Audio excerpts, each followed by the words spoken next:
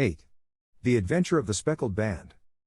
On glancing over my notes of the 70-odd cases in which I have during the last 8 years studied the methods of my friend Sherlock Holmes, I find many tragic, some comic, a large number merely strange, but none commonplace, for, working as he did rather for the love of his art than for the acquirement of wealth, he refused to associate himself with any investigation which did not tend towards the unusual, and even the fantastic. Of all these varied cases, however, I cannot recall any which presented more singular features than that which was associated with the well-known Surrey family of the Roylotts of Stoke Moran. The events in question occurred in the early days of my association with Holmes, when we were sharing rooms as bachelors in Baker Street.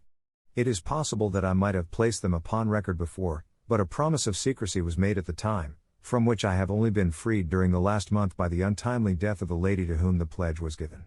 It is perhaps as well that the facts should now come to light, for I have reasons to know that there are widespread rumors as to the death of Dr. Grimesby Roylott which tend to make the matter even more terrible than the truth. It was early in April in the year 83 that I woke one morning to find Sherlock Holmes standing, fully dressed, by the side of my bed. He was a late riser, as a rule, and as the clock on the mantelpiece showed me that it was only 7:15, I blinked up at him in some surprise, and perhaps just a little resentment, for I was myself regular in my habits. "Very sorry to knock you up, Watson," said he, "but it's the common lot this morning. Mrs. Hudson has been knocked up," she retorted upon me, "and I on you." "What is it, then, a fire?" "No, a client. It seems that a young lady has arrived in a considerable state of excitement, who insists upon seeing me. She is waiting now in the sitting room.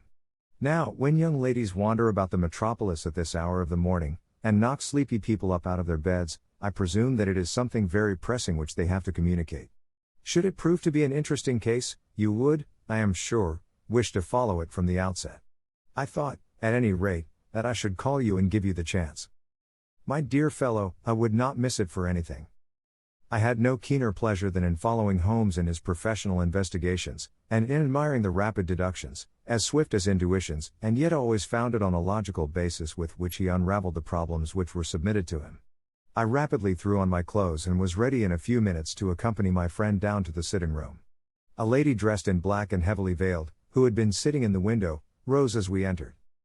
"Good morning, madam," said Holmes cheerily. "My name is Sherlock Holmes.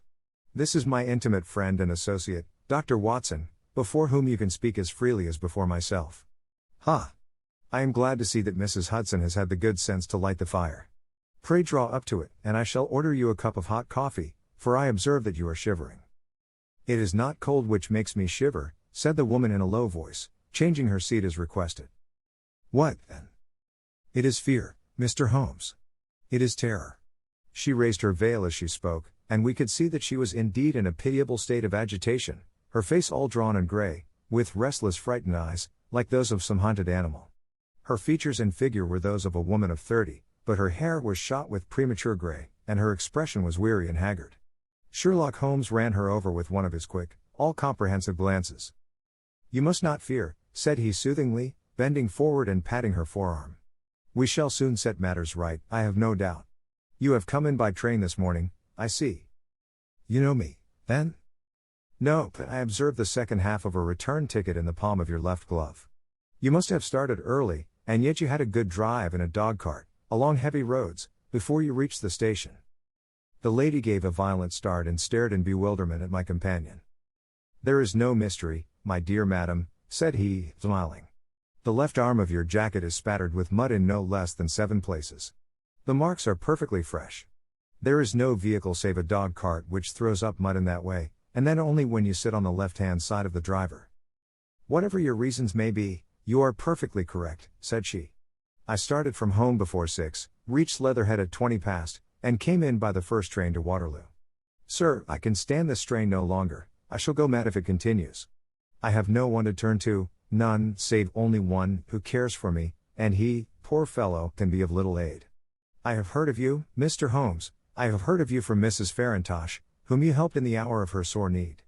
It was from her that I had your address.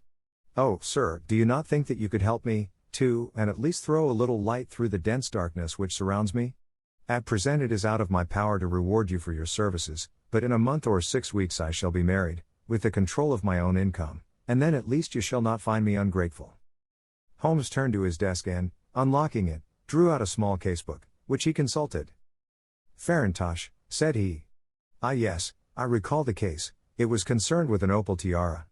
I think it was before your time, Watson. I can only say, madam, that I shall be happy to devote the same care to your case as I did to that of your friend. As to reward, my profession is its own reward, but you are at liberty to defray whatever expenses I may be put to, at the time which suits you best.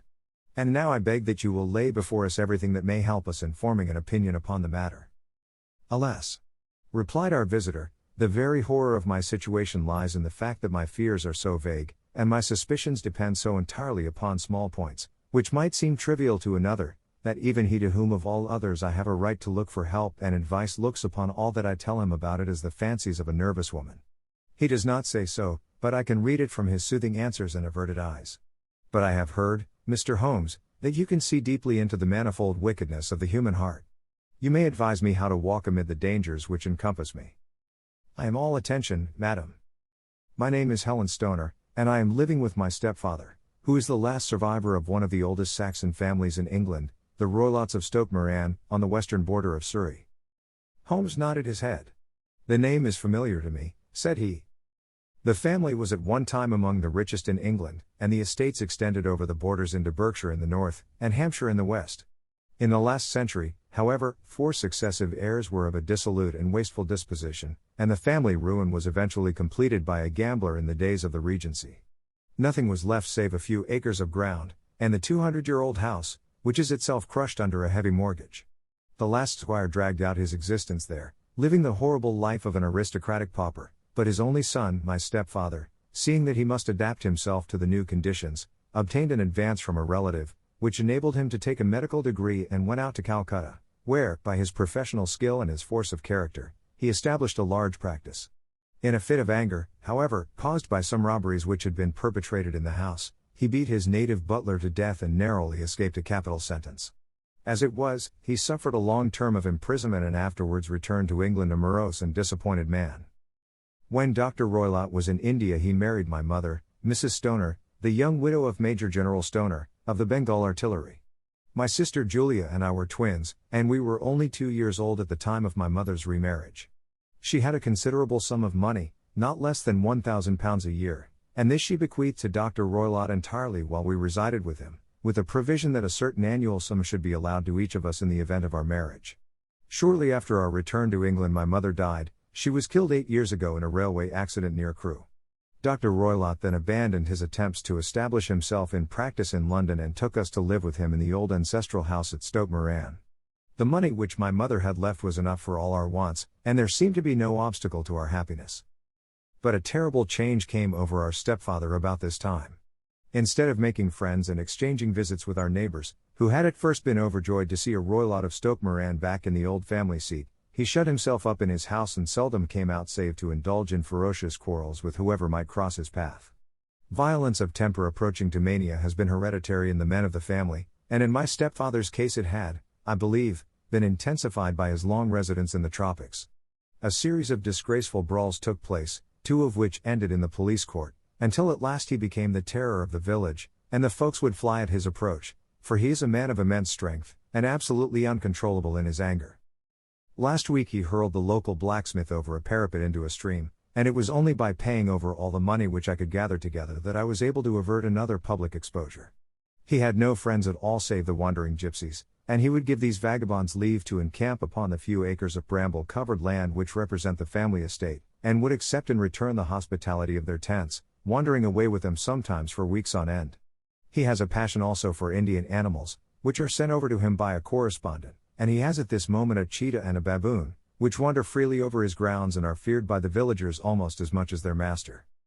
You can imagine from what I say that my poor sister Julia and I had no great pleasure in our lives. No servant would stay with us, and for a long time we did all the work of the house.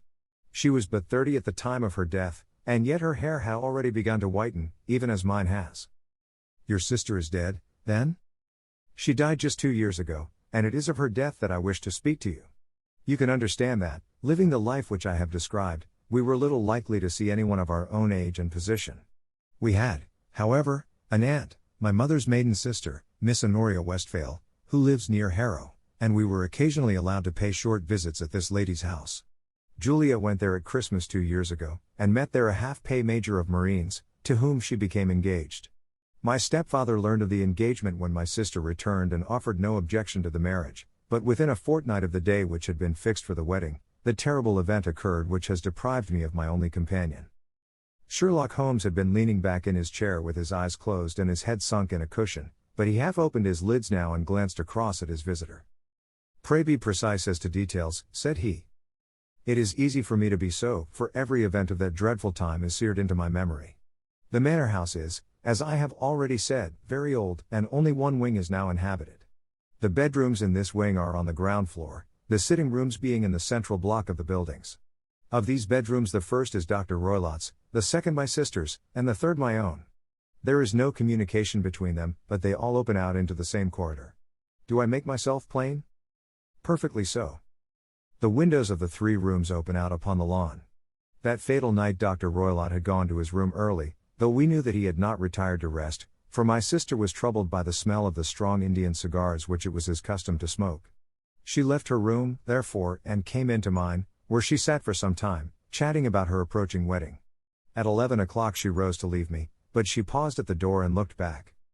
"Tell me, Helen," said she, "have you ever heard anyone whistle in the dead of the night?" "Never," said I. "I suppose that you could not possibly whistle, yourself, in your sleep?" "Certainly not. But why?" "Because during the last few nights I have always, about 3 in the morning, heard a low, clear whistle. I am a light sleeper, and it has awakened me. I cannot tell where it came from, perhaps from the next room, perhaps from the lawn. I thought that I would just ask you whether you had heard it." "No, I have not. It must be those wretched gypsies in the plantation." "Very likely. And yet if it were on the lawn, I wonder that you did not hear it also." "Ah, but I sleep more heavily than you." "Well, it is of no great consequence, at any rate." She smiled back at me, closed my door, and a few moments later I heard her key turn in the lock. "Indeed," said Holmes. "Was it your custom always to lock yourselves in at night?" "Always." "And why?" "I think that I mentioned to you that the doctor kept a cheetah and a baboon. We had no feeling of security unless our doors were locked." "Quite so. Pray proceed with your statement." "I could not sleep that night. A vague feeling of impending misfortune impressed me. My sister and I, you will recollect, were twins, and you know how subtle are the links which bind 2 souls which are so closely allied. It was a wild night. The wind was howling outside, and the rain was beating and splashing against the windows. Suddenly, amid all the hubbub of the gale, there burst forth the wild scream of a terrified woman. I knew that it was my sister's voice. I sprang from my bed, wrapped a shawl round me, and rushed into the corridor. As I opened my door I seemed to hear a low whistle, such as my sister described, and a few moments later a clanging sound, as if a mass of metal had fallen. As I ran down the passage, my sister's door was unlocked, and revolved slowly upon its hinges. I stared at it horror-stricken, not knowing what was about to issue from it. By the light of the corridor lamp I saw my sister appear at the opening, her face blanched with terror, her hands groping for help, her whole figure swaying to and fro like that of a drunkard. I ran to her and threw my arms round her, but at that moment her knees seemed to give way and she fell to the ground. She writhed as one who is in terrible pain, and her limbs were dreadfully convulsed. At first I thought that she had not recognized me, but as I bent over her she suddenly shrieked out in a voice which I shall never forget, "Oh, my God! Helen!" It was the band. The speckled band. There was something else which she would fain have said, and she stabbed with her finger into the air in the direction of the doctor's room, but a fresh convulsion seized her and choked her words. I rushed out, calling loudly for my stepfather, and I met him hastening from his room in his dressing gown. When he reached my sister's side she was unconscious, and though he poured brandy down her throat and sent for medical aid from the village, all efforts were in vain, for she slowly sank and died without having recovered her consciousness. Such was the dreadful end of my beloved sister. "One moment," said Holmes, "are you sure about this whistle and metallic sound? Could you swear to it?" "That was what the county coroner asked me at the inquiry. It is my strong impression that I heard it, and yet, among the crash of the gale and the creaking of an old house, I may possibly have been deceived." "Was your sister dressed?" "No, she was in her nightdress. In her right hand was found the charred stump of a match, and in her left a matchbox, showing that she had struck a light and looked about her when the alarm took place. That is important. And what conclusions did the coroner come to?" "He investigated the case with great care, for Dr. Roylott's conduct had long been notorious in the county, but he was unable to find any satisfactory cause of death. My evidence showed that the door had been fastened upon the inner side, and the windows were blocked by old-fashioned shutters with broad iron bars, which were secured every night. The walls were carefully sounded, and were shown to be quite solid all round, and the flooring was also thoroughly examined, with the same result. The chimney is wide, but is barred up by 4 large staples. It is certain, therefore, that my sister was quite alone when she met her end. Besides, there were no marks of any violence upon her. How about poison? The doctors examined her for it, but without success. What do you think that this unfortunate lady died of, then? It is my belief that she died of pure fear and nervous shock, though what it was that frightened her I cannot imagine. Were there gypsies in the plantation at the time? Yes, there are nearly always some there. Ah, and what did you gather from this allusion to a band, a speckled band? Sometimes I have thought that it was merely the wild talk of delirium, sometimes that it may have referred to some band of people, perhaps to these very gypsies in the plantation.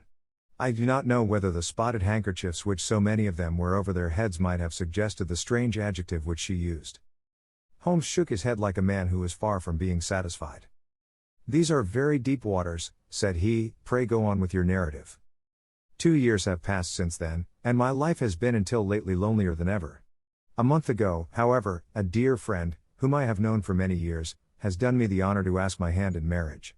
His name is Armitage, Percy Armitage, the second son of Mr. Armitage, of Crane Water, near Reading. My stepfather has offered no opposition to the match, and we are to be married in the course of the spring. 2 days ago some repairs were started in the west wing of the building, and my bedroom wall has been pierced, so that I have had to move into the chamber in which my sister died, and to sleep in the very bed in which she slept. Imagine, then, my thrill of terror when last night, as I lay awake, thinking over her terrible fate, I suddenly heard in the silence of the night the low whistle which had been the herald of her own death. I sprang up and lit the lamp, but nothing was to be seen in the room. I was too shaken to go to bed again, however, so I dressed, and as soon as it was daylight I slipped down, got a dog cart at the Crown Inn, which is opposite, and drove to Leatherhead, from whence I have come on this morning with the one object of seeing you and asking your advice. You have done wisely, said my friend. But have you told me all? Yes, all. Miss Roylott, you have not. You are screening your stepfather. Why, what do you mean? For answer Holmes pushed back the frill of black lace which fringed the hand that lay upon our visitor's knee. 5 little livid spots, the marks of 4 fingers and a thumb, were printed upon the white wrist. You have been cruelly used, said Holmes. The lady colored deeply and covered over her injured wrist. He is a hard man, she said, and perhaps he hardly knows his own strength. There was a long silence, during which Holmes leaned his chin upon his hands and stared into the crackling fire. This is a very deep business, he said at last. There are 1,000 details which I should desire to know before I decide upon our course of action. Yet we have not a moment to lose. If we were to come to Stoke Moran today, would it be possible for us to see over these rooms without the knowledge of your stepfather? As it happens, he spoke of coming into town today upon some most important business. It is probable that he will be away all day, and that there would be nothing to disturb you. We have a housekeeper now, but she is old and foolish, and I could easily get her out of the way. Excellent. You are not averse to this trip, Watson? By no means. Then we shall both come. What are you going to do yourself? I have 1 or 2 things which I would wish to do now that I am in town. But I shall return by the 12 o'clock train, so as to be there in time for your coming. And you may expect us early in the afternoon. I have myself some small business matters to attend to. Will you not wait and breakfast? No, I must go. My heart is lightened already since I have confided my trouble to you. I shall look forward to seeing you again this afternoon. She dropped her thick black veil over her face and glided from the room. And what do you think of it all, Watson? Asked Sherlock Holmes, leaning back in his chair. It seems to me to be a most dark and sinister business. Dark enough and sinister enough. Yet if the lady is correct in saying that the flooring and walls are sound, and that the door, window, and chimney are impassable, then her sister must have been undoubtedly alone when she met her mysterious end. What becomes, then, of these nocturnal whistles, and what of the very peculiar words of the dying woman? I cannot think. When you combine the ideas of whistles at night, the presence of a band of gypsies who are on intimate terms with this old doctor, the fact that we have every reason to believe that the doctor has an interest in preventing his stepdaughter's marriage, the dying allusion to a band, and, finally, the fact that Miss Helen Stoner heard a metallic clang, which might have been caused by one of those metal bars that secure the shutters falling back into its place, I think that there is good ground to think that the mystery may be cleared along those lines. But what, then, did the gypsies do? I cannot imagine. I see many objections to any such theory. And so do I. It is precisely for that reason that we are going to Stoke Moran this day. I want to see whether the objections are fatal, or if they may be explained away. But what in the name of the devil? The ejaculation had been drawn from my companion by the fact that our door had been suddenly dashed open, and that a huge man had framed himself in the aperture. His costume was a peculiar mixture of the professional and of the agricultural, having a black top hat, a long frock coat, and a pair of high gaiters, with a hunting crop swinging in his hand. So tall was he that his hat actually brushed the crossbar of the doorway, and his breadth seemed to span it across from side to side.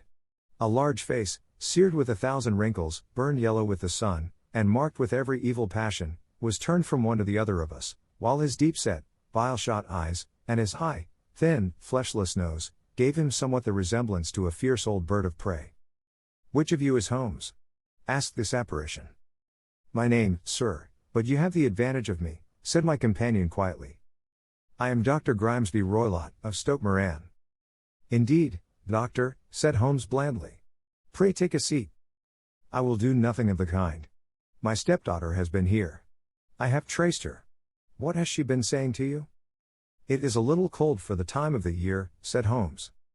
"What has she been saying to you?" screamed the old man furiously.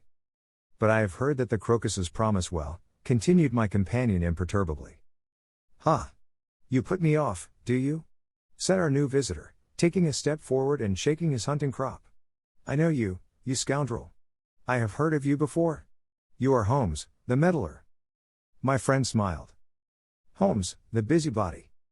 His smile broadened. "Holmes, the Scotland Yard Jack in office." Holmes chuckled heartily. "Your conversation is most entertaining," said he. "When you go out, close the door, for there is a decided draught. I will go when I have had my say. Don't you dare to meddle with my affairs. I know that Miss Stoner has been here. I traced her. I am a dangerous man to fall foul of. See here." He stepped swiftly forward, seized the poker, and bent it into a curve with his huge brown hands. "See that you keep yourself out of my grip," he snarled, and hurling the twisted poker into the fireplace he strode out of the room. "He seems a very amiable person," said Holmes, laughing. "I am not quite so bulky, but if he had remained I might have shown him that my grip was not much more feeble than his own." As he spoke he picked up the steel poker and, with a sudden effort, straightened it out again. "Fancy his having the insolence to confound me with the official detective force. This incident gives zest to our investigation, however, and I only trust that our little friend will not suffer from her imprudence in allowing this brute to trace her. And now, Watson, we shall order breakfast, and afterwards I shall walk down to Doctors' Commons, where I hope to get some data which may help us in this matter." It was nearly 1 o'clock when Sherlock Holmes returned from his excursion. He held in his hand a sheet of blue paper, scrawled over with notes and figures. "I have seen the will of the deceased wife," said he. "To determine its exact meaning I have been obliged to work out the present prices of the investments with which it is concerned. The total income, which at the time of the wife's death was little short of £1,100, is now, through the fall in agricultural prices, not more than £750. Each daughter can claim an income of £250, in case of marriage. It is evident, therefore, that if both girls had married, this beauty would have had a mere pittance, while even one of them would cripple him to a very serious extent. My morning's work has not been wasted, since it is proved that he has the very strongest motives for standing in the way of anything of the sort. And now, Watson, this is too serious for dawdling, especially as the old man is aware that we are interesting ourselves in his affairs, so if you are ready, we shall call a cab and drive to Waterloo. I should be very much obliged if you would slip your revolver into your pocket. And Ely's number 2 is an excellent argument with gentlemen who can twist steel pokers into knots. That and a toothbrush are, I think, all that we need." At Waterloo we were fortunate in catching a train for Leatherhead, where we hired a trap at the station inn and drove for 4 or 5 miles through the lovely Surrey lanes. It was a perfect day, with a bright sun and a few fleecy clouds in the heavens. The trees in wayside hedges were just throwing out their first green shoots, and the air was full of the pleasant smell of the moist earth. To me at least there was a strange contrast between the sweet promise of the spring and the sinister quest upon which we were engaged. My companion sat in the front of the trap, his arms folded, his hat pulled down over his eyes, and his chin sunk upon his breast, buried in the deepest thought. Suddenly, however, he started, tapped me on the shoulder, and pointed over the meadows. "Look there," said he. A heavily timbered park stretched up in a gentle slope, thickening into a grove at the highest point. From amid the branches there jutted out the grey gables and a high roof tree of a very old mansion. "Stoke Moran?" said he. "Yes, sir, that be the house of Dr. Grimesby Roylott," remarked the driver. "There is some building going on there," said Holmes, "that is where we are going." "There's the village," said the driver, pointing to a cluster of roofs some distance to the left, "but if you want to get to the house, you'll find it shorter to get over this stile, and so by the footpath over the fields. There it is, where the lady is walking." "And the lady, I fancy, is Miss Stoner," observed Holmes, shading his eyes. "Yes, I think we had better do as you suggest." We got off, paid our fare, and the trap rattled back on its way to Leatherhead. "I thought it as well," said Holmes as we climbed the stile, "that this fellow should think we had come here as architects, or on some definite business. It may stop his gossip. Good afternoon, Miss Stoner. You see that we have been as good as our word." Our client of the morning had hurried forward to meet us with a face which spoke her joy. "I have been waiting so eagerly for you," she cried, shaking hands with us warmly. "All has turned out splendidly. Dr. Roylott has gone to town, and it is unlikely that he will be back before evening." "We have had the pleasure of making the doctor's acquaintance," said Holmes, and in a few words he sketched out what had occurred. Miss Stoner turned white to the lips as she listened. "Good heavens," she cried, "he has followed me, then. So it appears. He is so cunning that I never know when I am safe from him. What will he say when he returns? He must guard himself, for he may find that there is someone more cunning than himself upon his track. You must lock yourself up from him tonight. If he is violent, we shall take you away to your aunt's at Harrow. Now, we must make the best use of our time, so kindly take us at once to the rooms which we are to examine." The building was of grey, lichened blotched stone, with a high central portion and two curving wings, like the claws of a crab, thrown out on each side. In one of these wings the windows were broken and blocked with wooden boards, while the roof was partly caved in, a picture of ruin. The central portion was in little better repair, but the right-hand block was comparatively modern, and the blinds in the windows, with the blue smoke curling up from the chimneys, showed that this was where the family resided. Some scaffolding had been erected against the end wall, and the stonework had been broken into, but there were no signs of any workmen at the moment of our visit. Holmes walked slowly up and down the ill-trimmed lawn and examined with deep attention the outsides of the windows. "This, I take it, belongs to the room in which you used to sleep, the center one to your sister's, and the one next to the main building to Dr. Roylott's chamber?" "Exactly so. But I am now sleeping in the middle one. Pending the alterations, as I understand. By the way, there does not seem to be any very pressing need for repairs at that end wall." "There were none. I believe that it was an excuse to move me from my room." "Ah. That is suggestive. Now, on the other side of this narrow wing runs the corridor from which these three rooms open. There are windows in it, of course?" "Yes, but very small ones. Too narrow for anyone to pass through. As you both locked your doors at night, your rooms were unapproachable from that side. Now, would you have the kindness to go into your room and bar your shutters?" Miss Stoner did so, and Holmes, after a careful examination through the open window, endeavored in every way to force the shutter open, but without success. There was no slit through which a knife could be passed to raise the bar.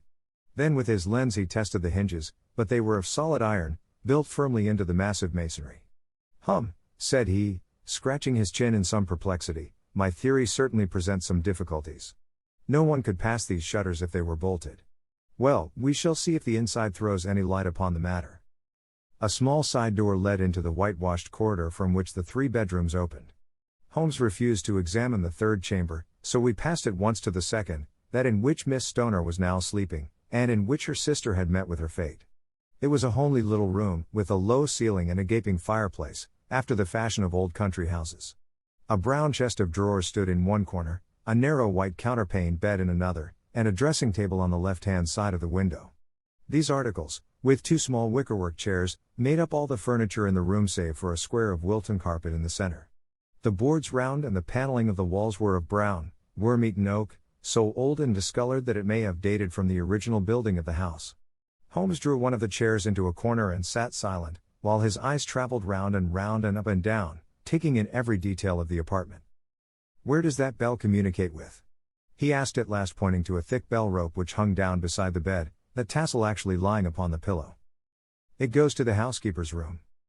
It looks newer than the other things? Yes, it was only put there a couple of years ago. Your sister asked for it, I suppose? No, I never heard of her using it. We used always to get what we wanted for ourselves. Indeed, it seemed unnecessary to put so nice a bell pull there. You will excuse me for a few minutes while I satisfy myself as to this floor. He threw himself down upon his face with his lens in his hand and crawled swiftly backward and forward, examining minutely the cracks between the boards. Then he did the same with the woodwork with which the chamber was paneled. Finally he walked over to the bed and spent some time in staring at it and in running his eye up and down the wall. Finally he took the bell rope in his hand and gave it a brisk tug. "Why, it's a dummy," said he. "Won't it ring?" "No, it is not even attached to a wire. This is very interesting. You can see now that it is fastened to a hook just above where the little opening for the ventilator is. How very absurd. I never noticed that before. Very strange," muttered Holmes, pulling at the rope. "There are one or two very singular points about this room. For example, what a fool a builder must be to open a ventilator into another room, when, with the same trouble, he might have communicated with the outside air." "That is also quite modern," said the lady. "Done about the same time as the bell rope?" remarked Holmes. "Yes, there were several little changes carried out about that time. They seem to have been of a most interesting character, dummy bell ropes, and ventilators which do not ventilate. With your permission, Miss Stoner, we shall now carry our researches into the inner apartment." Dr. Grimesby Roylott's chamber was larger than that of his stepdaughter, but was as plainly furnished. A camp bed, a small wooden shelf full of books, mostly of a technical character, an armchair beside the bed, a plain wooden chair against the wall, a round table, and a large iron safe were the principal things which met the eye. Holmes walked slowly round and examined each and all of them with the keenest interest. "What's in here?" he asked, tapping the safe. "My stepfather's business papers." "Oh. You have seen inside, then?" "Only once, some years ago. I remember that it was full of papers." "There isn't a cat in it, for example?" "No." "What a strange idea. Well, look at this." He took up a small saucer of milk which stood on the top of it. "No, we don't keep a cat. But there is a cheetah and a baboon." "Ah, yes, of course. Well, a cheetah is just a big cat, and yet a saucer of milk does not go very far in satisfying its wants, I dare say. There is one point which I should wish to determine." He squatted down in front of the wooden chair and examined the seat of it with the greatest attention. "Thank you. That is quite settled," said he, rising and putting his lens in his pocket. "Hello. Here is something interesting." The object which had caught his eye was a small dog lash hung on one corner of the bed. The lash, however, was curled upon itself and tied so as to make a loop of whipcord. "What do you make of that, Watson?" "It's a common enough lash. But I don't know why it should be tied." "That is not quite so common, is it? Ah, me. It's a wicked world, and when a clever man turns his brains to crime it is the worst of all. I think that I have seen enough now, Miss Stoner, and with your permission we shall walk out upon the lawn."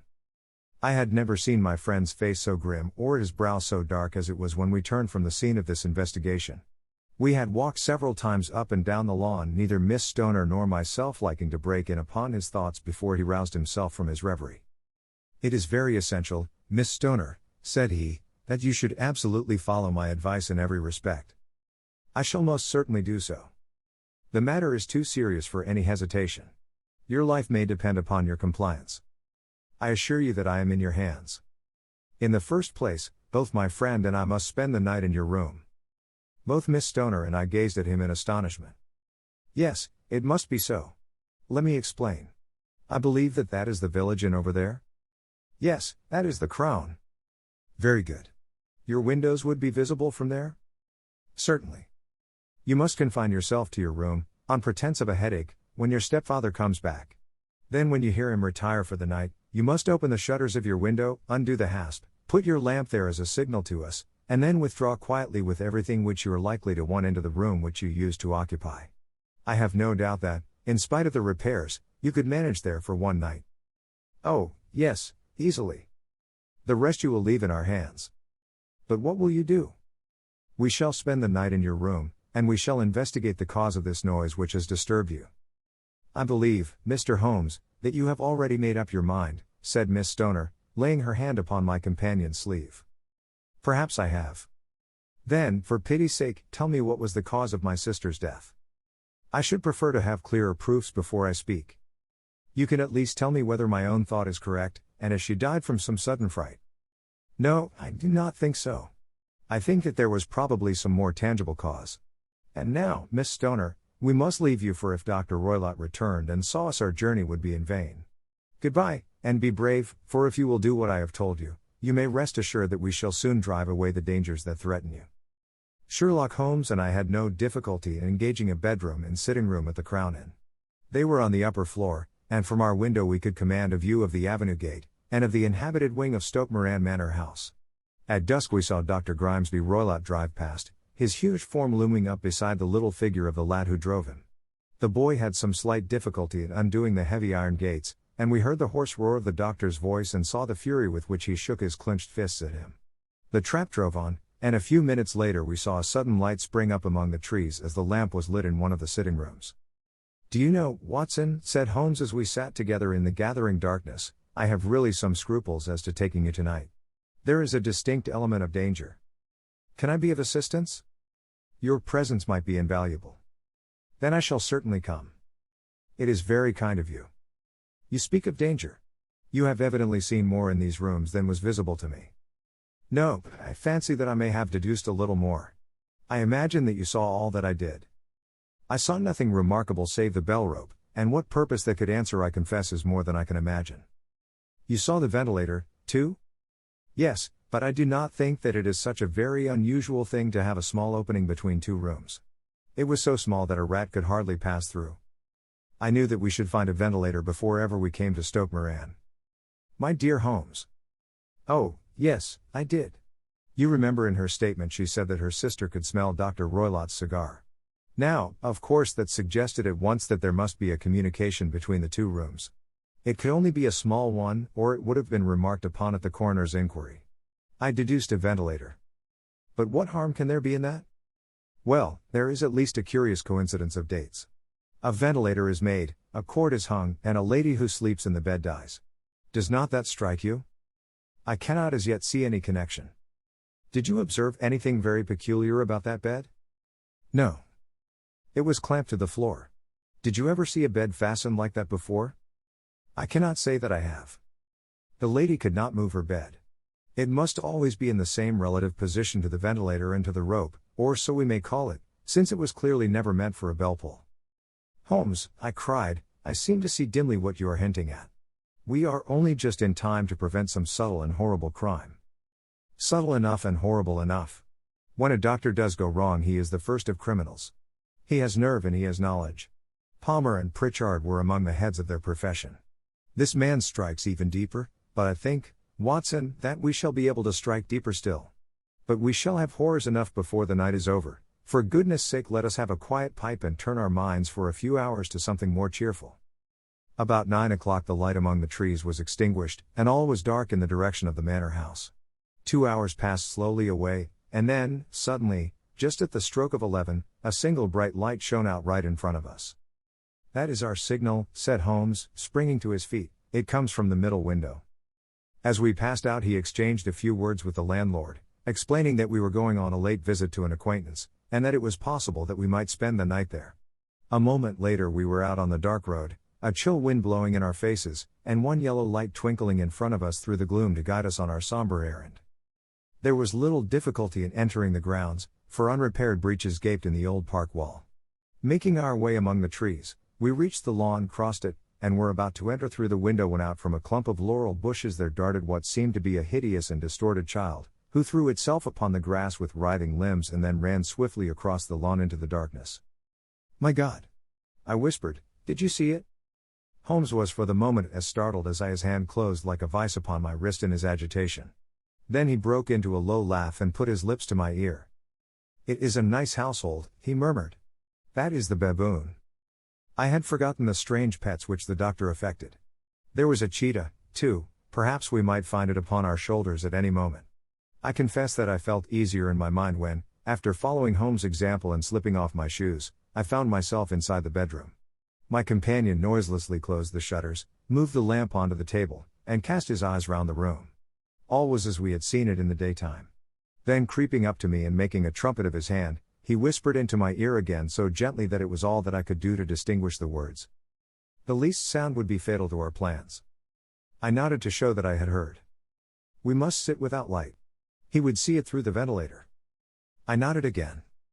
Do not go asleep, your very life may depend upon it. Have your pistol ready in case we should need it. I will sit on the side of the bed, and you in that chair. I took out my revolver and laid it on the corner of the table. Holmes had brought up a long thin cane, and this he placed upon the bed beside him. By it he laid the box of matches and the stump of a candle. Then he turned down the lamp, and we were left in darkness. How shall I ever forget that dreadful vigil? I could not hear a sound, not even the drawing of a breath, and yet I knew that my companion sat open-eyed, within a few feet of me, in the same state of nervous tension in which I was myself. The shutters cut off the least ray of light, and we waited in absolute darkness. From outside came the occasional cry of a night bird, and once at our very window a long-drawn cat-like whine, which told us that the cheetah was indeed at liberty. Far away we could hear the deep tones of the parish clock, which boomed out every quarter of an hour. How long they seemed, those quarters! 12 struck, and 1 and 2 and 3, and still we sat waiting silently for whatever might befall. Suddenly there was the momentary gleam of a light up in the direction of the ventilator, which vanished immediately, but was succeeded by a strong smell of burning oil and heated metal. Someone in the next room had lit a dark lantern. I heard a gentle sound of movement, and then all was silent once more, though the smell grew stronger. For half an hour I sat with straining ears. Then suddenly another sound became audible, a very gentle, soothing sound, like that of a small jet of steam escaping continually from a kettle. The instant that we heard it, Holmes sprang from the bed, struck a match, and lashed furiously with his cane at the bell pull. You see it, Watson? He yelled. You see it? But I saw nothing. At the moment when Holmes struck the light I heard a low, clear whistle, but the sudden glare flashing into my weary eyes made it impossible for me to tell what it was at which my friend lashed so savagely. I could, however, see that his face was deadly pale and filled with horror and loathing. He had ceased to strike and was gazing up at the ventilator when suddenly there broke from the silence of the night the most horrible cry to which I have ever listened. It swelled up louder and louder, a hoarse yell of pain and fear and anger all mingled in the one dreadful shriek. They say that away down in the village, and even in the distant parsonage, that cry raised the sleepers from their beds. It struck cold to our hearts, and I stood gazing at Holmes, and he at me, until the last echoes of it had died away into the silence from which it rose. What can it mean? I gasped. It means that it is all over, Holmes answered. And perhaps, after all, it is for the best. Take your pistol, and we will enter Dr. Roylott's room. With a grave face he lit the lamp and led the way down the corridor.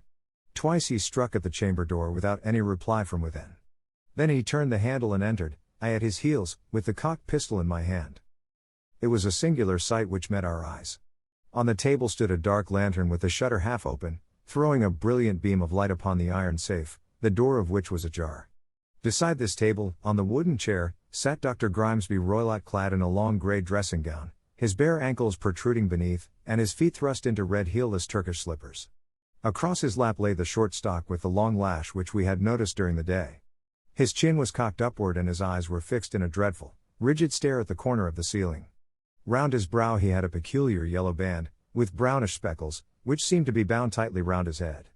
As we entered he made neither sound nor motion. The band. The speckled band, whispered Holmes. I took a step forward. In an instant his strange headgear began to move, and there reared itself from among his hair the squat diamond-shaped head and puffed neck of a loathsome serpent. It is a swamp adder, cried Holmes, the deadliest snake in India. He has died within 10 seconds of being bitten. Violence does, in truth, recoil upon the violent, and the schemer falls into the pit which he digs for another.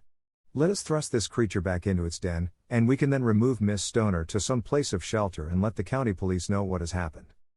As he spoke he drew the dog whip swiftly from the dead man's lap, and throwing the noose round the reptile's neck he drew it from its horrid perch and, carrying it at arm's length, threw it into the iron safe, which he closed upon it. Such are the true facts of the death of Dr. Grimesby Roylott, of Stoke Moran. It is not necessary that I should prolong a narrative which has already run to too great a length by telling how we broke the sad news to the terrified girl, how we conveyed her by the morning train to the care of her good aunt at Harrow, of how the slow process of official inquiry came to the conclusion that the doctor met his fate while indiscreetly playing with a dangerous pet. The little which I had yet to learn of the case was told me by Sherlock Holmes as we traveled back next day.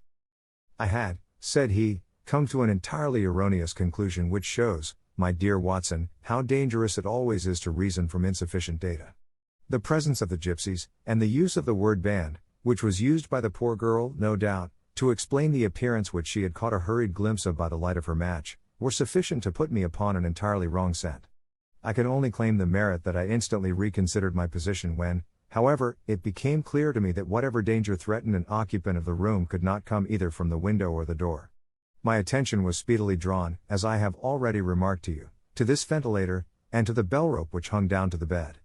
The discovery that this was a dummy, and that the bed was clamped to the floor, instantly gave rise to the suspicion that the rope was there as a bridge for something passing through the hole and coming to the bed. The idea of a snake instantly occurred to me, and when I coupled it with my knowledge that the doctor was furnished with a supply of creatures from India, I felt that I was probably on the right track. The idea of using a form of poison which could not possibly be discovered by any chemical test was just such a one as would occur to a clever and ruthless man who had had an Eastern training. The rapidity with which such a poison would take effect would also, from his point of view, be an advantage. It would be a sharp-eyed coroner, indeed, who could distinguish the two little dark punctures which would show where the poison fangs had done their work. Then I thought of the whistle. Of course he must recall the snake before the morning light revealed it to the victim. He had trained it, probably by the use of the milk which we saw, to return to him when summoned. He would put it through this ventilator at the hour that he thought best, with the certainty that it would crawl down the rope and land on the bed. It might or might not bite the occupant, perhaps she might escape every night for a week, but sooner or later she must fall a victim. I had come to these conclusions before ever I had entered his room. An inspection of his chair showed me that he had been in the habit of standing on it, which of course would be necessary in order that he should reach the ventilator. The sight of the safe, the saucer of milk, and the loop of whipcord were enough to finally dispel any doubts which may have remained. The metallic clang heard by Miss Stoner was obviously caused by her stepfather hastily closing the door of his safe upon its terrible occupant. Having once made up my mind, you know the steps which I took in order to put the matter to the proof. I heard the creature hiss as I have no doubt that you did also, and I instantly lit the light and attacked it. With the result of driving it through the ventilator. And also with the result of causing it to turn upon its master at the other side. Some of the blows of my cane came home and roused its snakish temper, so that it flew upon the first person it saw. In this way I am no doubt indirectly responsible for Dr. Grimesby Roylott's death, and I cannot say that it is likely to weigh very heavily upon my conscience.